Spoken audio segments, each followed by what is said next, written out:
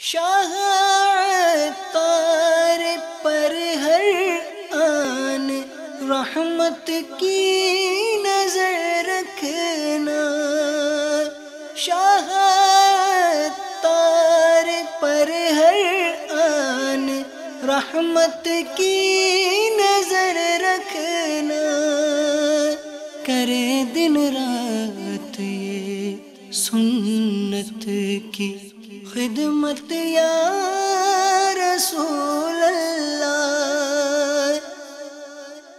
الحمدللہ رب العالمین،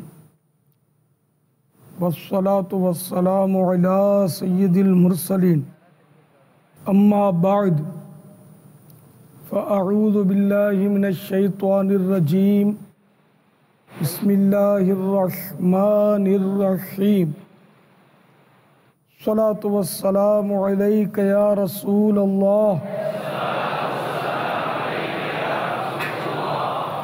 وعلی آلک واصحابک یا حبیب اللہ، الصلاة والسلام علیک یا نبی اللہ وعلی آلک واصحابک یا نور اللہ۔ رحمت عالم نور مجسم شاہ بنی آدم شفیع امم رسول اکرم صلی اللہ تعالی علیہ وآلہ وسلم کا فرمان ہے، شفاعت نشان ہے، جو مجھ پر درود پاک پڑھے گا میں اس کی شفاعت فرماؤں گا۔ صلو علی الحبیب۔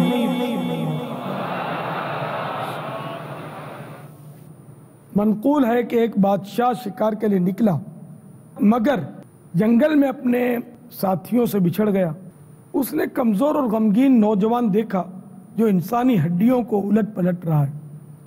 پوچھا، تمہاری یہ حالت کیسے ہو گئی اور اس سنسان بیابان میں اکیلے کیا کر رہے ہو؟ جواب دیا، میرا یہ حال اس وجہ سے کہ مجھے طویل سفر درپیش ہے۔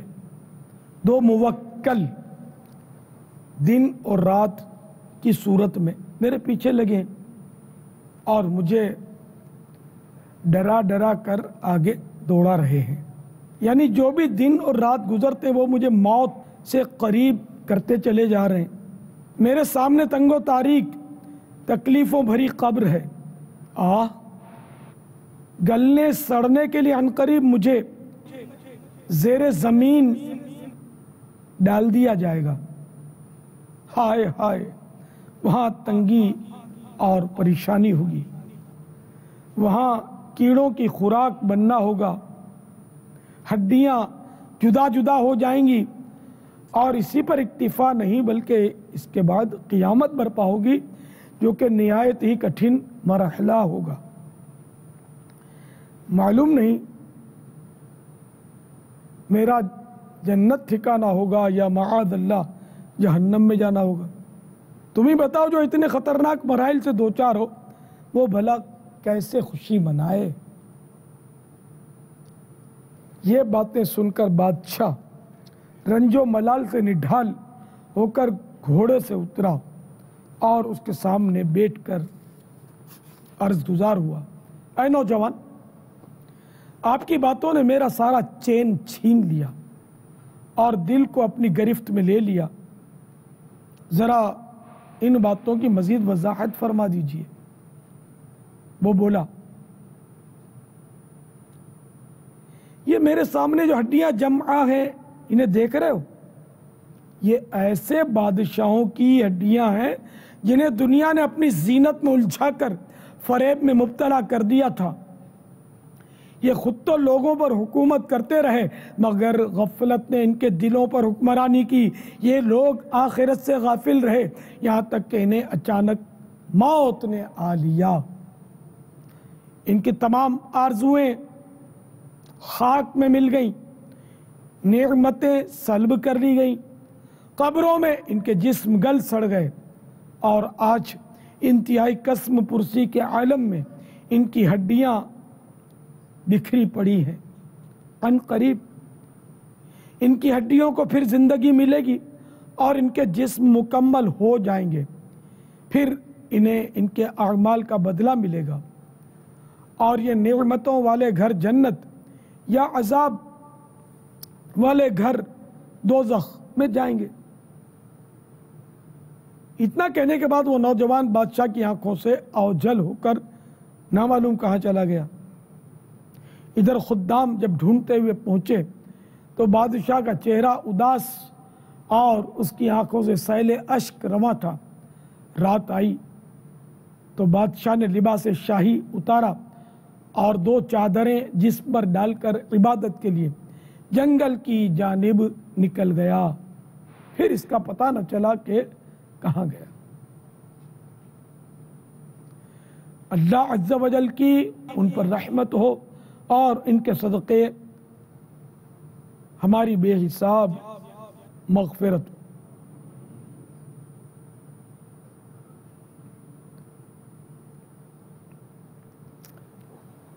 میٹھے میٹھے سائیں بھائیوں، مدنی چینل کے ناظرین اور حاضرین،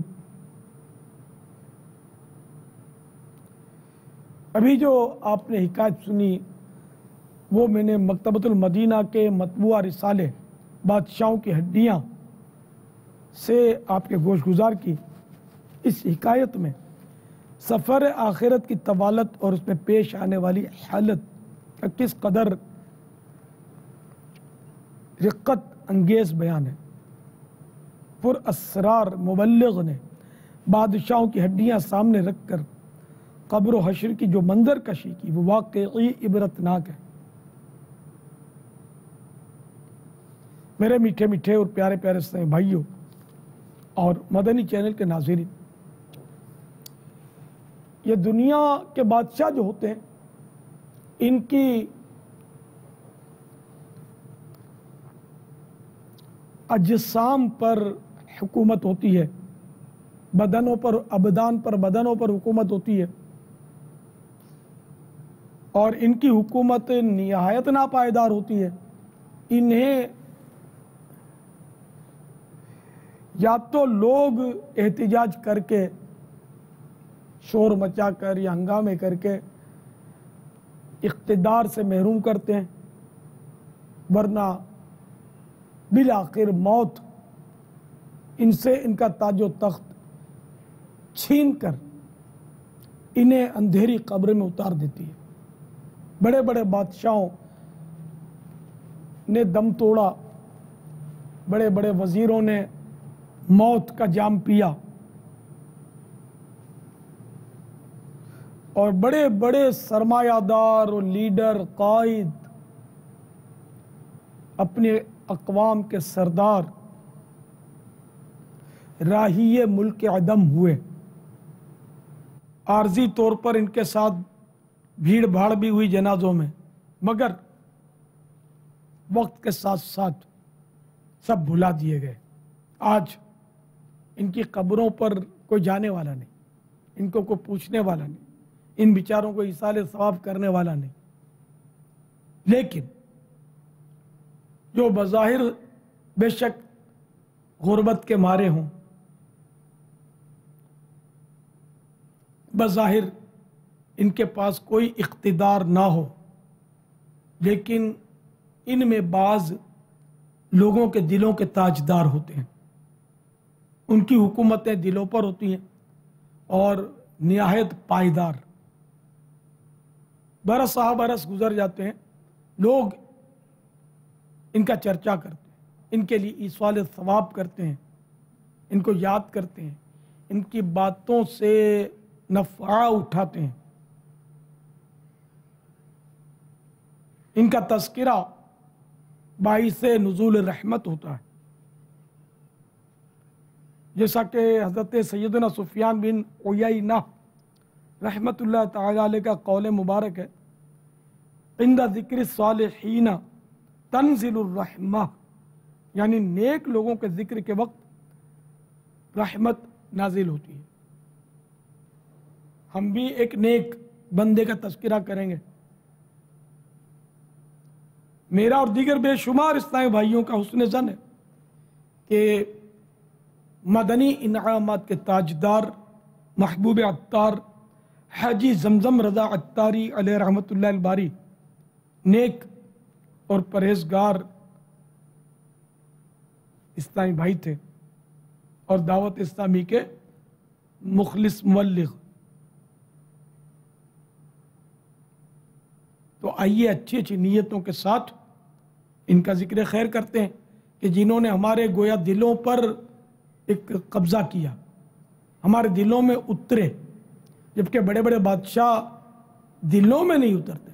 ان کی لوگ خوشامد کرتے ہیں، ان کے آگے پیچھے ہوتے ہیں، لیکن عارضی طور پر. اور اگر ان کی کوئی یعنی کہ مرنے کے بعد اچھی باتیں بھی کرتے ہیں تو عموماً وہ دل کے جذبات کم ہوتے ہیں. ان کی باقیات کو خوش کرنے کے لیے، ان کی اولاد کو خوش کرنے کے لیے اور ان سے کوئی دنیاوی فائدہ حاصل کرنے کے لیے ایسا کرتے ہیں، پھر بول بال جاتے ہیں. لیکن اللہ کے جو نیک بندے ہوتے ہیں ان کو لوگ یاد رکھتے ہیں. جیسے دعوت اسلامی میں ہمارے مرحوم نگران شورا بلبل روضہ رسول حاجی مشتاق آج بھی صاحب بھائی یاد کرتے ہیں، بڑا یاد کرتے ہیں، ذکر خیر کرتے ہیں، اِصال ثواب ہوتا ہے، ان کے مزار پر حاضری دیتے ہیں، پھول چڑھاتے ہیں. اسی طرح مفتی دعوت اسلامی حاجی محمد فاروق عطاری علیہ رحمۃ اللہ الباری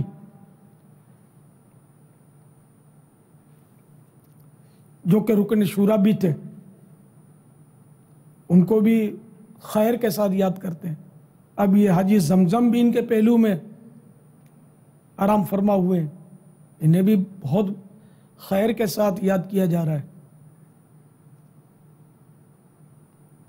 تو آئیے ہم بھی ان کا ذکر خیر کر کے کچھ اپنے ایمانوں کو جلا بخشیں، کچھ اس میں سے عبرت کے پھول چنیں کہ بندہ اچھا ہو یا برا، دنیا سے اس نے جانا تو جانا ہے، تو اچھے بن کر جانا چاہیے، اچھی زندگی گزار کر جانا چاہیے. نیکیوں بھری سنتوں بھری زندگی جو گزارتے ہیں اللہ کے نیک بندے مخلص بندے ہوتے ہیں، ان کے لیے دنیا میں بھی بھلائیوں کے نقوش ہوتے ہیں اور آخرت بھی ان کی بہتر ہوتی ہے اللہ کی رحمت سے. تو مبلغ دعوت اسلامی اور رکن مرکزی مجلس شورا مدنی انعامات کے تاجدار محبوب عطار حاجی زمزم رضا عطاری علیہ رحمۃ اللہ الباری 10 ستمبر 1965 بمطابق 14 جمادی الاولیٰ 1385 ہجری میں پیدا ہوئے. 6 رجب المرجب 1405 ہجری یعنی 1985 میں 20 یا 21 سال کی عمر میں دعوت اسلامی کے مدنی ماحول سے متعارف ہوئے اور غوث پاک کے مریدوں میں اپنا نام شامل کیا. پھر 5 سال بعد کم و بیش 1409 سینہ ہجری بمطابق 1989 میں دعوت اسلامی سے باقاعدہ وابستہ ہو گئے اور اس مدنی تحریک کا مدنی کام کرنا شروع کیا. ان کا اصل نام جاوید تھا، جو کہ مجھے سمجھ میں نہیں آتا. اصل اس کا تلفظ تو ہے جاوید. جاوید من ہمیشہ رہنے والا، ہمیشہ رہنا کس نے ہے. تو خیر وہ ان کا نام میں نے محمد رکھا اور پکارنے والا نام زمزم رضا کر دیا. آج ان کا پرانا نام تو میں نے بولا تو شاید پتہ چلا ہوگا آپ حضرات کو.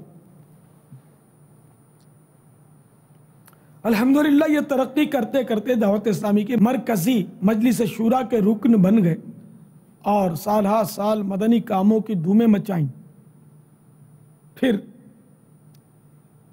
بیچارے معدے کے مرض میں مبتلا ہوئے اور طویل علالت کے بعد تقریباً 47 سال کی عمر میں 21 ذی قعدۃ الحرام 1433 ہجری بمطابق 8 اکتوبر 2012 کو پیر اور منگل کی درمیانی شب کم و بیش 11:40 پر انتقال فرما گئے۔ انا للہ و انا الیہ راجعون۔ اللہ عز و جل کی ان پر رحمت ہو اور ان کے صدقے ہماری بے حساب مغفرت ہو۔ مدنی انعامات کے تاجدار حاجی زمزم رضا عطاری علیہ رحمۃ اللہ الباری کا انتقال پیٹ کی بیماری میں ہوا، اور پیٹ کی بیماری میں جس کا انتقال ہوتا ہے اس کو حدیثوں میں شہید قرار دیا گیا ہے۔ چنانچہ دعوت اسلامی کے اشاعتی ادارے مکتبۃ المدینہ کی مطبوعہ کتاب بہار شریعت جلد اول کے صفحہ 857 پر ہے، شہادت صرف اسی کا نام نہیں کہ جہاد میں قتل کیا جائے، بلکہ ایک حدیث میں فرمایا اس کے سوا 7 شہادتیں اور ہیں۔ نمبر 1، جو طاعون سے مرا شہید ہے۔ نمبر 2، جو ڈوب کر مرا شہید ہے۔ نمبر 3، ذات الجنوب میں مرا شہید ہے۔ نمبر 4، جو پیٹ کی بیماری میں مرا شہید ہے۔ نمبر 5، جو جل کر مرا شہید ہے۔ نمبر 6، جس کے اوپر دیوار وغیرہ ڈھے پڑے یعنی گر جائے اور مر جائے شہید ہے۔ نمبر 7، عورت کے بچہ پیدا ہونے یا کوارے پن میں مر جائے شہید ہے۔ یہاں تک حدیث سے پاک ہے۔ صدر شریعہ رحمۃ اللہ تعالی علیہ فرماتے ہیں، یہ فقہ کا ایک جزیہ نقل کیا ہے، ان کے سوا اور بہت صورتیں ہیں جن میں شہادت کا ثواب ملتا ہے۔ تو ایک تو یہ کہ ہمارے حاجی زمزم رضا شہید ہیں، اگرچہ عرف عام میں ان کو شہید نہیں کہا جاتا، لیکن حدیث پاک کی روح سے یہ شہید ہے، اور شہید کا ایک اپنا مقام ہوتا ہے اور اس کے لیے بڑی نعمتیں اور بڑا ثواب ہوتا ہے۔ تو الحمدللہ یہ بھی انہوں نے حاصل کر لیا۔ ایک آپ کو ایمان افروز بہار سناتا ہوں۔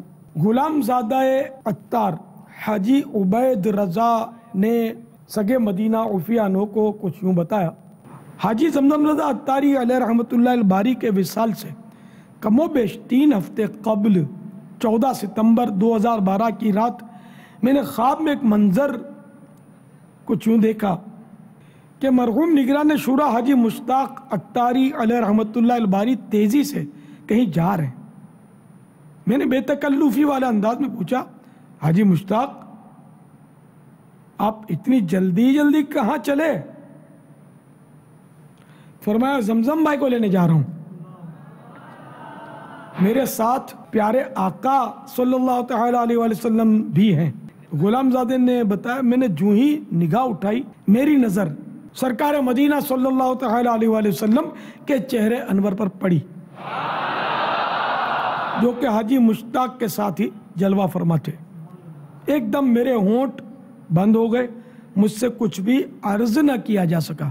سرکار نامدار صلی اللہ تعالی علیہ وسلم تشریف لے جانے لگے اور حاجی مشتاق عطاری علیہ رحمۃ اللہ الباری اپنے آقا صلی اللہ تعالی علیہ وسلم کے پیچھے پیچھے روانہ ہو گئے۔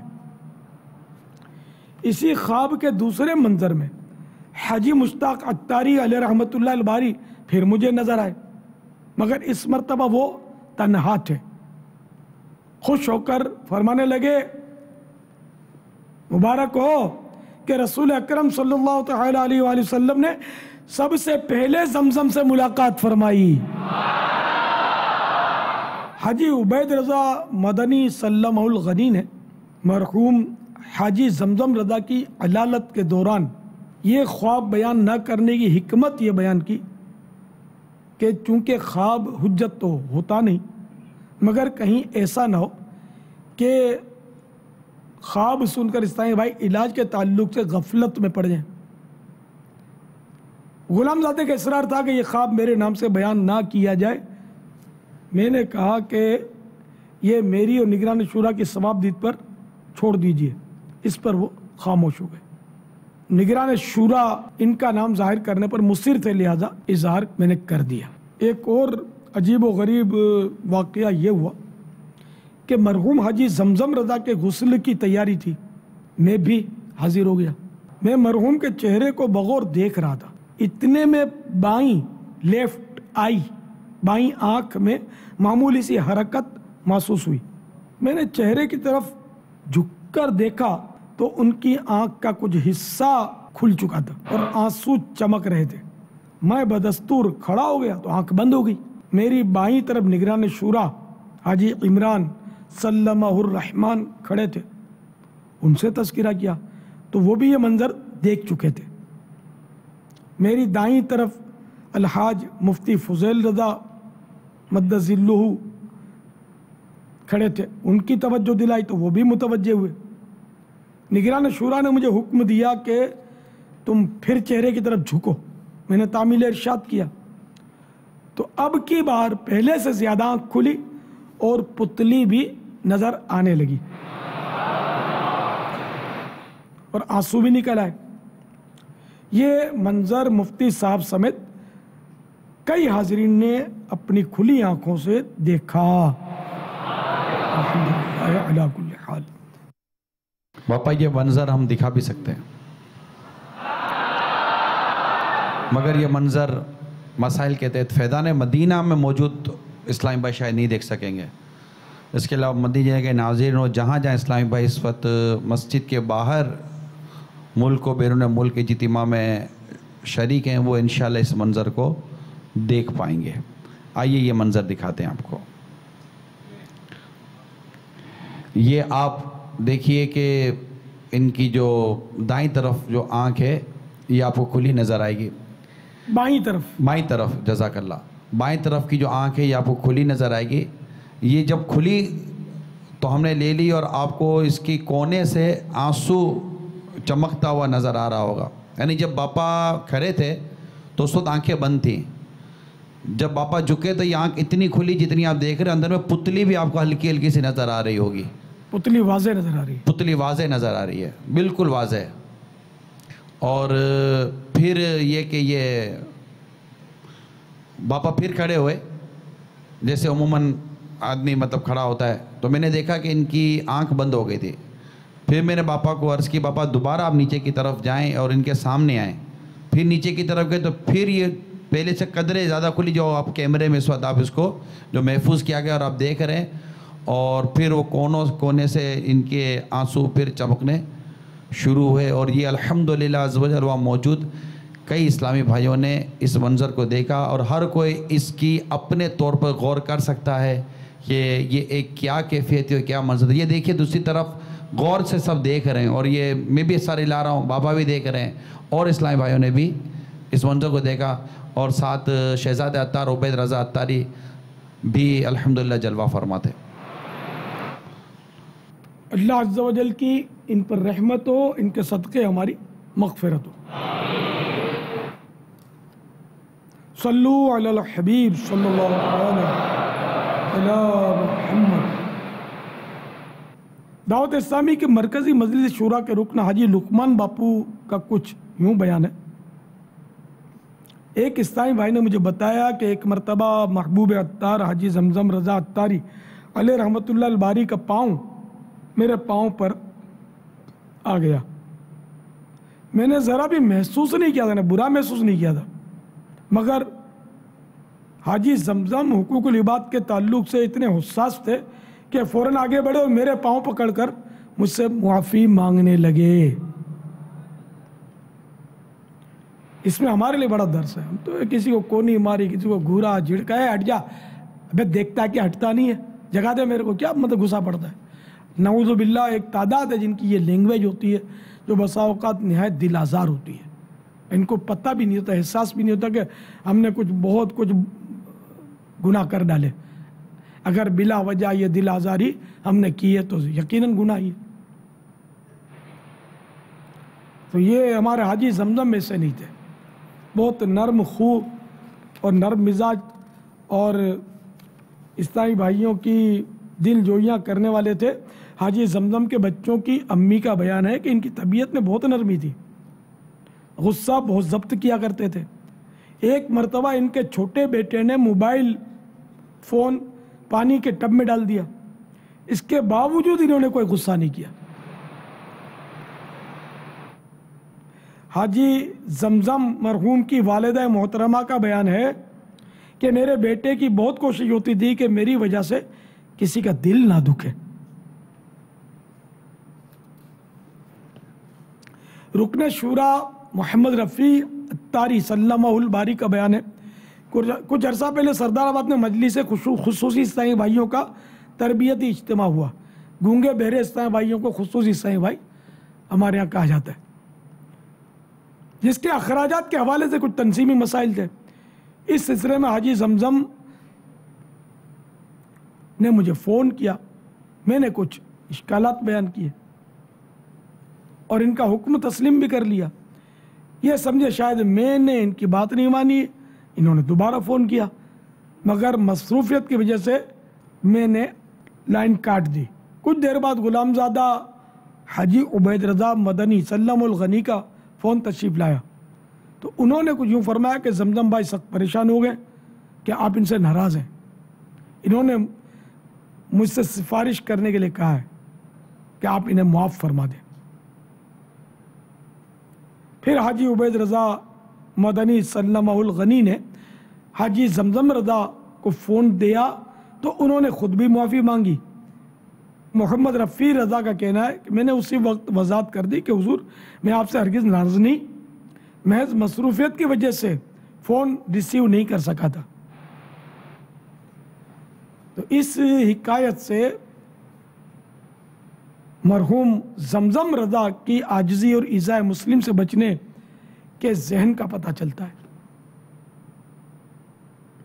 انہی رکن شورا یعنی رفیع بھائی کا بیان ہے کہ میں کم و بیش 1 سال پہلے 1432 سنہ ہجری میں ہیپاٹائٹس سی کے مرض میں مبتلا ہوا، تو میری عیادت و دلجوئی کے لیے مختلف اسلامی بھائیوں نے فون کیے، مگر سب سے زیادہ فون حاجی زمزم رضا اتاری نے کیے۔ صلو علی الحبیب صلی اللہ تعالی علی محمد۔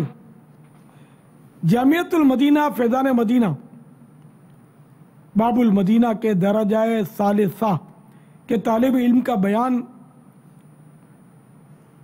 کچھ اس طرح کہ رمضان المبارک 1433 سنہ ہجری میں حاجی زمزم رضا شدید بیمار ہونے کے سبب فیضان مدینہ کے مستشفى میں داخل تھے، یعنی اسپتال میں داخل تھے۔ اسی دوران میں بھی شدید علالت کی بنا پر مستشفى میں داخل ہوا۔ یہ دیکھ کر حیران رہ گیا کہ جو ہی حاجی زمزم کی طبیعت ذرا سنبھلی، یہ اٹھ کر میرے پاس عیادت کے لیے پہنچ گئے اور میری غمخواری کرنے لگے، مجھے اوراد و وظائف بھی پڑھنے کے لیے دیے۔ جب مدینۃ العلمیہ کے ایک مدنی اسلامی بھائی مرحوم رکن شورا کی عیادت و دیکھ بھال کے لیے مستشفے تشریف لائے تو ان کو میرے بارے میں بتایا۔ وہ ثالثہ کے طالب علم کہتے ہیں کہ میرے بارے میں بتایا کہ یہ جامعہ کے طالب علم بیچارے بیمار پڑے، برائے کرم کسی کی ترکیب فرمائیں جو کہ ان کو کم از کم کھانا وغیرہ تو کھلا سکے، کیونکہ ان دنوں طلباء کی چھٹی ہو گئی تھی۔ بہرحال ان مدنی اسلامی بھائی نے حاجی زمزم رضا اتاری کے فرمانے پر ہاتھوں ہاتھ ایک طالب علم کی ترکیب بنائی، تو خود بیمار ہونے کے باوجود محبوب اتار دیگر بیمار کے بھی غمخوار تھے، اور ان کی خیرخواہی کے یہ معاملات دیکھ کر وہ طالب علم اسلامی بھائی کہتے ہیں کہ میں بہت بہت بہت متاثر ہوا، اور دعوت اسلامی کی محبت میرے دل میں پہلے سے کہیں زیادہ ہو گئی۔ صلو علی الحبیب صلی اللہ تعالی علی محمد۔ یوں تو اب اتنے سارے ان کے واقعات ہیں کہ وقت اختتام کی طرف آ رہا ہے تھوڑا وقت ابھی، لیکن ابھی اور بہت کچھ باتیں کرنی ہیں مجھے آپ سے۔ حاجی زمزم رضا اتاری علیہ رحمۃ اللہ الباری کے بچوں کی امی کا بیان کچھ اس طرح ہے کہ چند سالوں سے ان کے کچھ نہ کچھ امراض، پتا، پتھری اور السر وغیرہ کے آپریشن ہوتے رہے۔ اس مرتبہ کے مرض میں بہت تکلیف تھی، خون کی الٹیاں اس قدر ہوتی تھیں کہ دیکھی نہ جاتی۔ تکلیف سے ان کے جسم سے اس قدر پسینہ نکلتا کہ جسم پر گویا پانی ڈالا گیا ہے، مگر صبر کا عالم یہ تھا کہ فرماتے ہیں اللہ عز و جل کی طرف سے امتحان ہے، انشاءاللہ عز و جل سب بہتر ہو جائے گا۔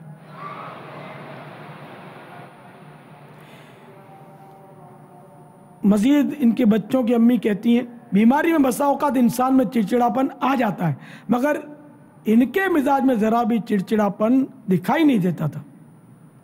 اسپتال کے عملے والوں سے بھی مسکرا کر بات کرتے تھے اور بارہا ان سے کہتے آپ میرا بہت خیال رکھتے ہیں، اللہ آپ کو جزا خیر عطا فرمائے۔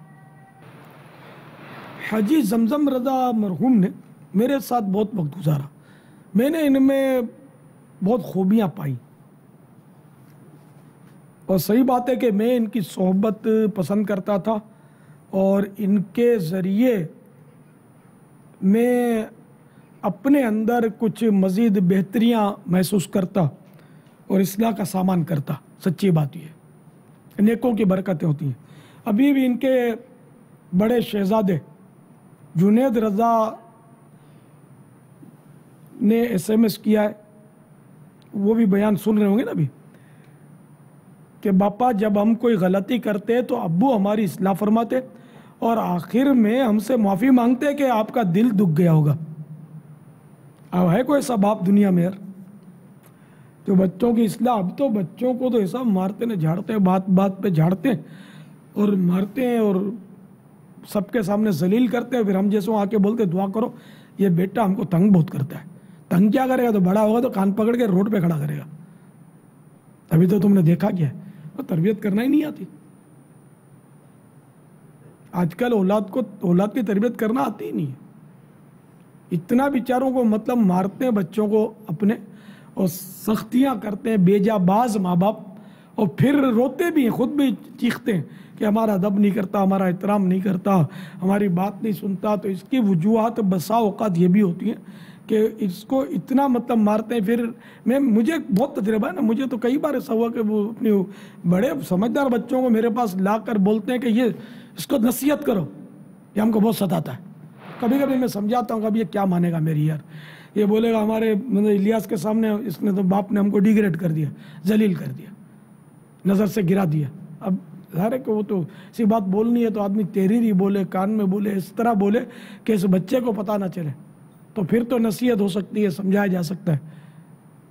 تو یہ سب نہیں ہوتے۔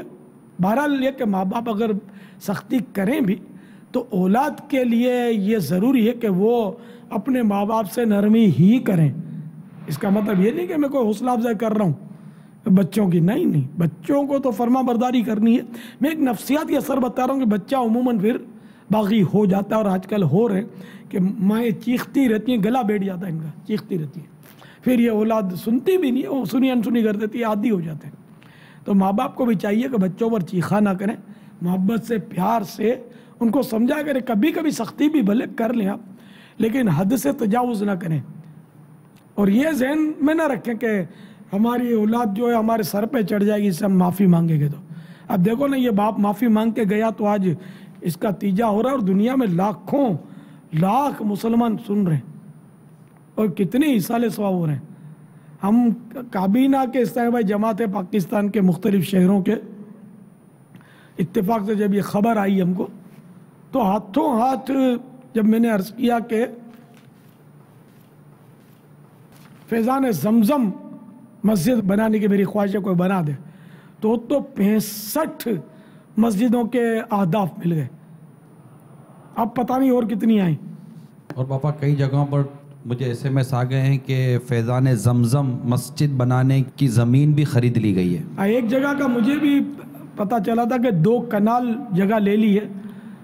اب تو 72 کا فگر بھی پاپا بتا رہے کہ وہ 65 کی 72 ہو چکی ہے۔ سبحان اللہ۔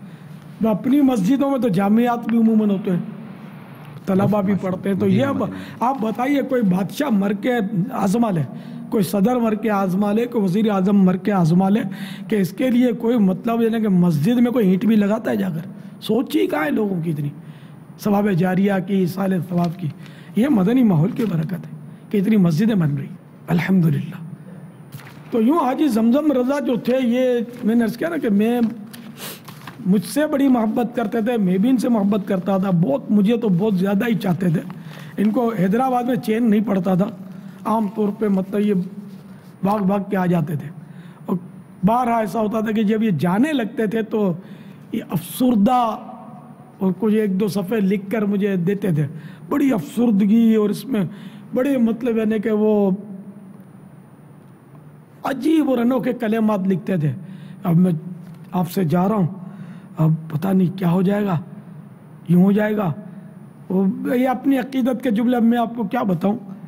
بہرحال یہ کہ یہ اس طرح کے تاثرات دیتے تھے کہ آپ کے پاس رہ کر آپ کے یہاں کی دنیا کچھ اور ہے، اور اب میں جہاں جاؤں گا وہ دنیا کچھ اور ہے۔ اب ہر طرف وہ بدنگاہی کا سامان ہوگا، ہر طرف گناہوں بھری گفتگوؤں کا سلسلہ ہوگا، اور بیچارے بولتے تھے کہ باہر بہت آزمائش ہے، باہر بہت آزمائش ہے، بہت آزمائش ہے۔ یہ ان کا ذہن تھا۔ میں نے کبھی اپنی زندگی میں ان کو، جو مجھے یاد آ رہا ہے، کہا مار کر ہنستے نہیں دیکھا۔ کہا نہ مارنا سنت ہے، اس سنت پر یہ سختی سے عامل تھے۔ میں نے کبھی ان کو مذاق مسخری کرتے نہیں دیکھا کہ یہ کبھی کسی کی مذاق کیا ہو، یا کسی پر چیخے ہوں، کسی کو جھاڑا ہو، میں نے اپنی آنکھوں سے نہیں دیکھا۔ حالانکہ میں برسوں سے یہ میرے پاس ان کا آنا جانا تھا، اور کئی دن یہ میرے پاس تشریف فرما رہتے تھے، لیکن ان کا اپنا انداز تھا۔ کبھی یہ نہیں بولتے، کبھی سوال کرتے نہیں دیکھا کہ یہ دے دو، وہ ذرا مجھے کھلا دو، وہ جو آپ کے پاس فلاں چیز ہے وہ ذرا مجھے دے دو، میں اپنے بچے کو دوں گا۔ کبھی بولتے نہیں تھے۔ مجھے جو یاد پڑتا کبھی کچھ بھی نہیں مانگا۔ جب بھی کچھ پیش کیا تو انکار بھی نہیں فرماتے تھے، قبول خوشی خوشی قبول کر فرما لیتے تھے، لیکن سوال کی عادت نہیں تھی۔ خودداری بہت تھی، بہت خودداری۔ اچھا، اپنی تکلیفوں کا تذکرہ نہیں، زیادہ تذکرہ نہیں۔ بہت بیچارے پریشان ہو گئے تھے تو وہ مجھے کچھ بتاتے تھے، تو وہ سبھی جیسے کہ باپ کو بچے بتاتے ہیں، اور مجھے بتانے کا وہ انداز یہ کہ دعا کر دو کہ یہ یوں ہو جائے تو یوں ہو جائے۔ دعاؤں کے لیے اسپتال سے بھی SMS آتے رہتے تھے ان کے دعا کے لیے۔ جب تک ان کی بیچاروں میں طاقت رہی نہ تو یہ مجھے پیغامات بھیجتے رہتے تھے۔ کئی بار باتیں کی اس طرح، یعنی کہ میری یہ سیکورٹی اور حفاظتی امور کے معاملات کے بعد میں کسی مریض کو اتنا دیکھنے نہیں گیا ہوں گا جتنا ان کو گیا۔ میں کتنی بار میں اسپتال پہنچا ان کو دیکھنے کے لیے، مجھے گنتی بھی یاد اب تو نہیں رہی۔ مجھے بھی بہت یہ یاد آتے تھے، میں جا کے دیکھتا تھا، اور پبلک پیلیس سے میں کتراتا ہوں، مجھے کترانا چاہیے، یہ ہمارے اصول ہیں مطلب حفاظتی امور کے، کہ عوام میں نہیں جانا چاہیے، اس میں خطرات بہت بڑھ جاتے تھے۔ لیکن خیر میں اپنے حساب سے حفاظتی، کہ یہ بھی ضروری ہے، حفاظتی اقدامات کے ساتھ حاضری دیتا تھا، اور جلدی پلٹ جاتا تھا تاکہ وہ شور مچے کہ یہ باہر نکلا ہوا، اس سے پہلے اپنے کو محفوظ کر لینا۔ یہ شرعاً بھی مطلوب ہے اپنی حفاظت، کوئی یہ بری بات نہیں ہے۔ خیر، تو اس طرح میں آتا جاتا تھا، اور فون پر کئی بار میری گفتگو ان سے ہوتی تھی، تو بیچارے بعضوں کا تو آخر میں تو یہ بولتے تھے، صحیح بات ہے کہ برابر سمجھ بھی نہیں آتی تھی، اتنی کمزوری آ گئی تھی، لیکن میں ان پر اظہار نہیں ہونے دیتا تھا کہ آپ کی بات سمجھ میں نہیں آ رہی ہے، میں دعائیں دیتا رہتا تھا، یہ بیچارے ان کی دل جو ہوتی رہے۔ تو بہرحال یہ کہ ہمارے یہ حاجی زمزم رضا رحمۃ اللہ تعالیٰ علیہ بہت خوبیوں کے مالک تھے، اور ایمانداری کی بات ہے کہ بڑی یادیں انہوں نے چھوڑی۔ مدنی انعامات کے تعلق سے حاجی زمزم کا مجھ پر بہت بڑا احسان ہے، بہت بڑا احسان ہے، بہت بڑا احسان ہے کہ وہ مدنی انعامات کامیاب اتنے نہیں ہو رہے تھے کیونکہ اس میں عمل کرنے کی بات ہے، اور پہلے مرکزی مجلس شورا اور ایسی کوئی ترکیبیں تھی نہیں، تو یہ بس میں اکیلا اس پہ کوشش کرتا تھا، اور کوئی خاص وہ ذمہ داران کی طرف سے حوصلہ افزائی نہیں ہوتی تھی، عمل کرنا پڑتا تھا، تو اس لیے کوئی ایسی خاص ترکیب نہیں بن پا رہی تھی، اور مجھے بھی سمجھو کہ کرنا نہیں آتا تھا کام۔ حاجی زمزم نے میرا بہت حوصلہ بڑھایا کہ یہ بہت اچھے ہیں، بڑا فائدہ ہے، یہ ہے وہ ہے، آپ ہمت رکھیں، انشاءاللہ یہ یوں ہوگا یوں ہوگا۔ اور حاجی زمزم نے جب یہ مدنی انعامات پر ہاتھ رکھا نا، دنیا میں کہاں سے کہاں نکل گئے مدنی انعامات، اور آج الحمدللہ تنظیمی طور پر مدنی انعامات ہمارے مدنی کاموں کا بہت اہم حصہ بن چکے۔ سر مدنی انعامات میرے نفس کے لیے نہیں ہے، میں نیک نہیں بن سکا اس کا اعتراف ضرور ہے مجھے، لیکن مجھے نیکیاں پسند بہت ہیں، میں چاہتا ہوں کہ سب نیک بن جائیں۔ مدنی انعامات دعوت اسلامی کی روح ہے حقیقت میں، تو الحمدللہ اس روح کو دعوت اسلامی والوں کے اندر سرایت کرنے میں ہمارے حاجی زمزم کا بہت حصہ ہے، اور یہ مجھے کہنا چاہیے، شاید ناشکری ہوگی، کہ ایک دعوت اسلامی کی ذمہ دار اسلامی بہن کا بھی حاجی زمزم جتنا ہی میں کہوں گا کہ حصہ ہے۔ اب کون فرسٹ آئے گا یہ میں طے نہیں کر سکتا، اتنا انہوں نے بھی مدنی انعامات کے لیے کام کیا، اور اسلامی بہنوں میں انہوں نے اس کو عام کیا۔ اللہ ان کو بھی دونوں جہاں کی برکتیں نصیب فرمائے، اور انہیں اللہ تعالیٰ طویل حیات دے، اور ان کی موت کا مجھے صدمہ نہ دکھائے کہ یہ حاجی زمزم چلے گئے، ظاہر صدمہ تو ہے نا، حاجی مشتاق چلے گئے صدمہ ہے، حاجی فاروق تشریف لے گئے صدمہ ہے۔ تو حالانکہ اس اسلامی بہن کو کبھی زندگی میں میں نے دیکھا بھی نہیں ہے، مجھے ان کا قد بھی نہیں دیکھا، کہ ان کو برقعے میں بھی نہیں دیکھا، مجھے یاد نہیں پڑتا، کبھی دیکھا ہی نہیں ہے۔ لیکن جو مدنی کام کرتے ہیں، مدنی کام کرتی ہیں، مدنی کام کرنے والے میرے مدنی بیٹے، اور مدنی کام کرنے والیاں میری مدنی بیٹیاں ہیں الحمدللہ۔ میں ان کے لیے دعا گو ہوں، اور ان کے لیے بہت مطلب یعنی کہ میری ہمدردیاں ہیں، اللہ ان کو اور برکتیں دیں، کیونکہ ہمیں اسلامی بھائیوں میں بھی مدنی کام کرنے، اور اسلامی بہنوں میں بھی مدنی کام کرنے، کہ اسلامی بہنیں اگر مدنی کاموں والی بنتی ہیں، نیک بنتی ہیں، تو ان کی اولاد بھی نیک بنے گی، ان کے بچوں کے ابو بھی نیک بنیں گے، مدنی قافلوں کے مسافر بنیں گے، اور اس طرح ہماری مدنی تحریک جو ہے وہ ترقی کے منازل طے کرے گی۔ اور واقعی بولتا ہوں کہ اب یہ فیصلہ کرنا بھی مشکل ہے کہ دعوت اسلامی میں اسلامی بھائیوں کی تعداد زیادہ ہے یا اسلامی بہنوں کی تعداد زیادہ ہے، یہ فیصلہ کرنا مشکل ہے۔ اتنی اسلامی بہنیں، اتنی اسلامی بہنیں، ان کے بھی سینکڑوں ہزاروں اجتماعات ہوتے ہیں، ہزاروں ان کے مدرسۃ المدینہ ہے، لیکن چونکہ شریعت نے پردے کا حکم دیا، اور لبیک شریعت کے آگے ہمارا سر تسلیم خم ہے، ورنہ ہم آپ کو مدنی چینل پر کم از کم مدنی برقعے والوں کی بھیڑ دکھا دیتے ہیں ناظرین کو، لیکن یہ بھی دکھانے کی اجازت نہیں ہے کہ مدنی برقعے دکھائیں گے تو کہیں ایسا نہ ہو کہ آگے چل کر کچھ مزید، تو اس لیے وہ سد ذرائع کے طور پر ہم اس کی طرف بڑھتے ہی نہیں ہیں۔ اسلامی بہنوں کو ہم نے پردے میں رہنے دیا ہے، اور انشاءاللہ یہی ذہن ہے کہ ان کو پردے میں رکھا جائے، کہ حکم شریعت یہی ہے کہ ان کو پردے میں رکھا جائے۔ تو بہرحال یہ عرض کر رہا تھا کہ میرے مدنی انعامات کے حاجی زمزم رضا تاجدار ہیں، اور انہوں نے مدنی انعامات بہت پھیلائے، اور اس کا ثواب ان کو جو مل رہا ہوگا بس یہ ان کا بیڑا پار ہے انشاءاللہ، بیڑا ہی پار ہے۔ اور کیسا بیڑا پار ہے یہ بھی میں آپ کو ایک اس سلسلے میں بھی مدنی بہار سن لیتے ہیں۔ اب اس کے راوی بھی جو ہیں وہ غلام زادہ ہے، غلام زادہ حاجی عبید رضا مدنی سلم الغنی کی تربیت میں مدنی انعامات کے تاجدار محبوب عطار حاجی زمزم رضا رحمۃ اللہ تعالی علیہ کا بڑا حصہ تھا۔ دونوں کے مابین محبت کا عظیم رشتہ قائم تھا۔ مرحوم کی علالت کے دوران غلام زادے نے اپنی بساط کے مطابق خوب خدمت کی سعادت حاصل کی، یہ مجھے پتہ ہے کیا کیا خدمت کی اس نے۔ ان کی وفات پر بے حد رنجیدہ ہو گئے تھے، اور میرا جو گمان ہے کہ ان کے خاندان کے بعد، خاندان کو اپنے آپ پر رکھتے ہیں، اگر دعوت اسلامی میں سب سے زیادہ کسی کو صدمہ ہوا ہوگا تو میرے بیٹے کو زمزم کا صدمہ ہوا ہوگا، حاجی عبید رضا کو۔ اتنی ان کی ترکیب مضبوط تھی کہ میں آپ کو بتا نہیں سکتا۔ بہرحال یہ کہ چونکہ یہ وفات سے بہت رنجیدہ ہو گئے تھے، مرحوم حاجی زمزم رضا خواب میں تشریف لے آئے، اور انہوں نے ان کی دلجوئی کا سامان کیا۔ چنانچہ غلام زادے کے بیان کا کچھ خلاصہ یوں ہے،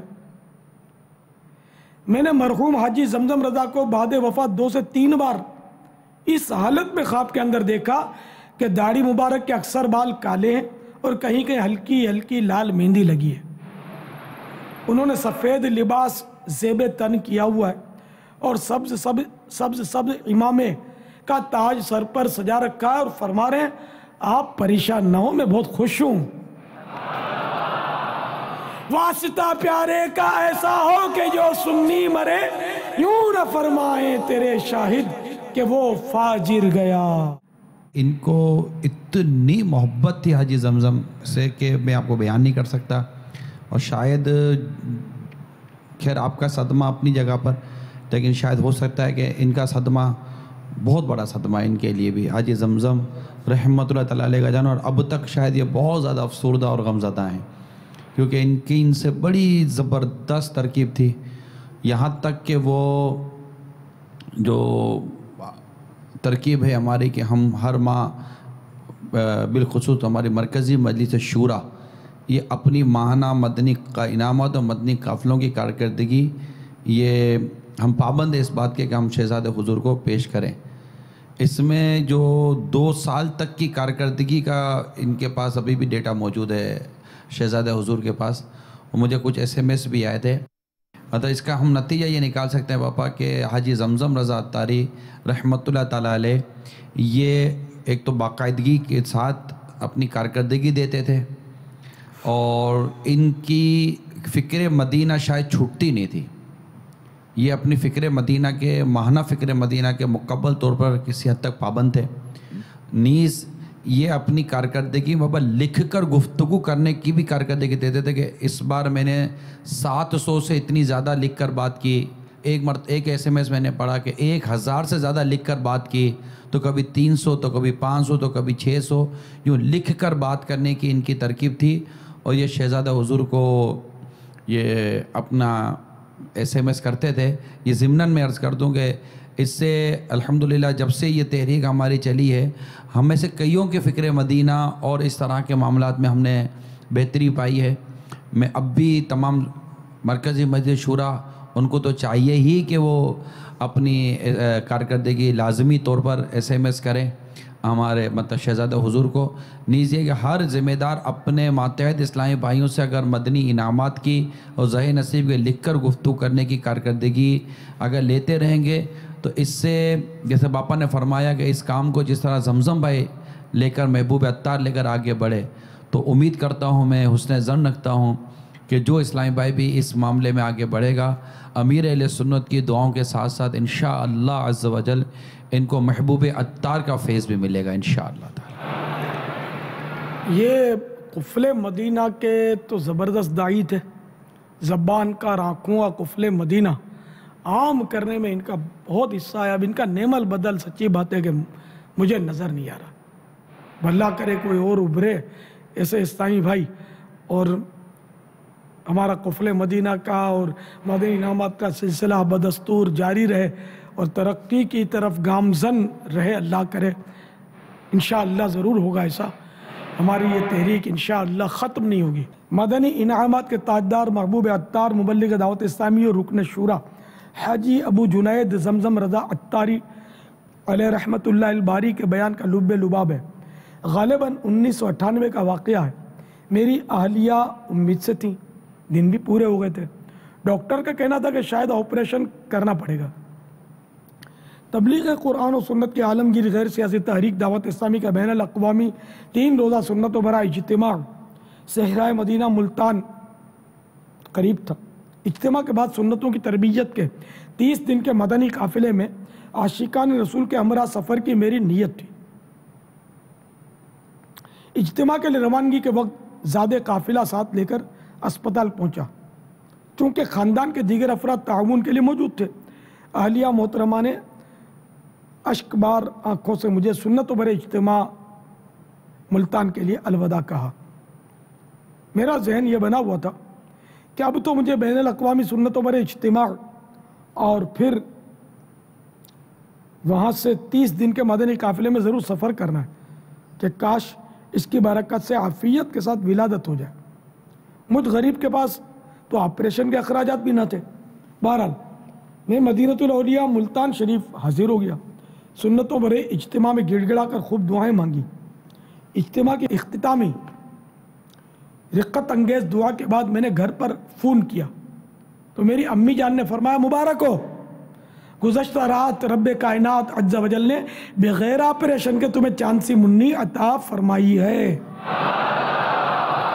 میں نے خوشی سے جھومتے ہوئے عرض کی امی جان میرے لیے کیا حکم ہے، آ جاؤں یا 30 دن کے لیے مدنی قافلے کا مسافر بنوں؟ امی جان نے فرمایا بیٹا بے فکر ہو کر مدنی قافلے میں سفر کرو. ماں بھی کیسی ہے دیکھا نا.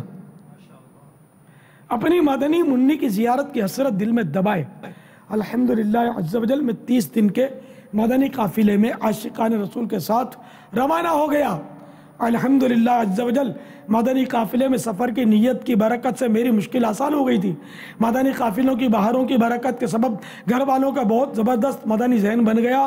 حتیٰ کہ میرے بچوں کی امی کا کہنا ہے جب آپ مدنی قافلے کے مسافر ہوتے ہیں میں بچوں سمیت اپنے آپ کو محفوظ تصور کرتی ہوں. زچگی آسان ہو خوب فیضان ہو، غم کے سائے ڈھلیں قافلے میں چلو، بیوی بچے سبھی خوب پائیں خوشی، خیریت سے رہیں قافلے میں چلو. ماشاءاللہ. اچھا ان کے بچوں کی امی کا بیان بھی عرض کرتا چلوں کہ مرحوم مدنی قافلے میں سفر کا بہت شوق رکھتے تھے. آپ اسکول ٹیچر تھے.